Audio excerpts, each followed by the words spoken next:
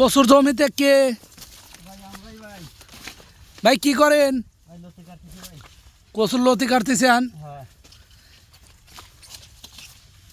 ভাই? কচুর জমিতে না তো বই ফেটে ফেটে গেছে দেখতেছি। বৃষ্টি নাই কারণে দেখি কে ভাই আপনি? দেখি ভাই এই পালে তাকান তো একটু দেখি। ওরে আল্লাহ, ভাই ভালো আছেন? এ কি কাটতেছেন তাহলে? কচুর লতি না?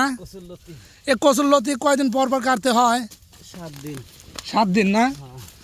এ কচুর লতি দেখতেছি ছোট ছোট হয়ে আছে তো ভাই, নাকি এইভাবে কাটতে হয়? ও পানি নাই কারণে এরকম হচ্ছে। আর এটা কয়দিন পর পর কাটতে হয় ভাই? 7 দিন। 7 দিন পর পর মোটামুটি ভালোই ওঠে। এখন বর্তমান কত করে কেজি কচুর লতি ভাই?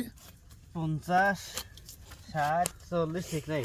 ও আচ্ছা আচ্ছা, মানে লতি হিসাবে তাই না? লতি হিসাবে। এ কয়জন কাটতেছেন? কতখানি বই এই জায়গা? 2 বিঘি। ওরে আল্লাহ, জমি তো তাহলে অনেক। জমি অনেক আছে। তাতে 2 বিঘি কয় মন উঠতে পারে এরকম একটা আইডিয়া আছে আপনার?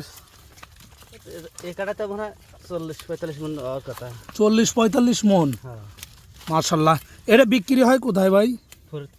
ফরিদপুরে। মানে আড়তে বিক্রি হয়? আচ্ছা আচ্ছা।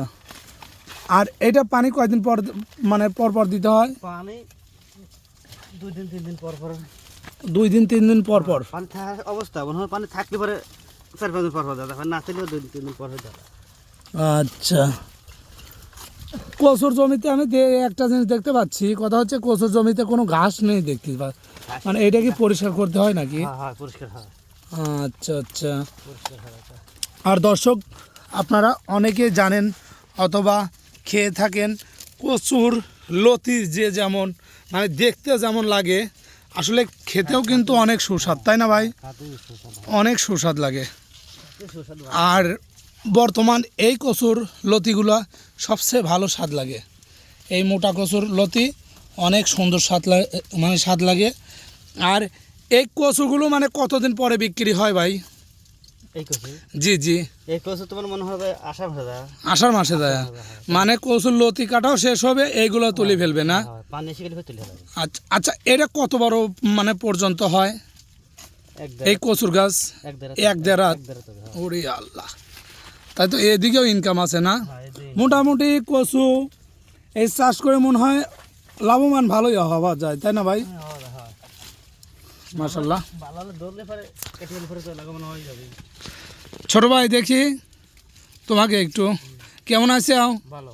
ভালো আছে? তুমি কি কচু কাটো? আচ্ছা, মাশাআল্লাহ মাশাআল্লাহ। কচু চেহারা কিন্তু ভাই অনেক সুন্দর হয়েছে, তাই না?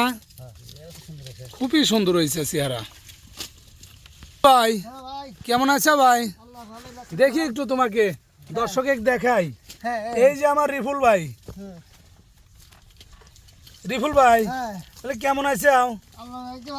ভালোই না? এখন তুমি কি করো বর্তমান? আচ্ছা।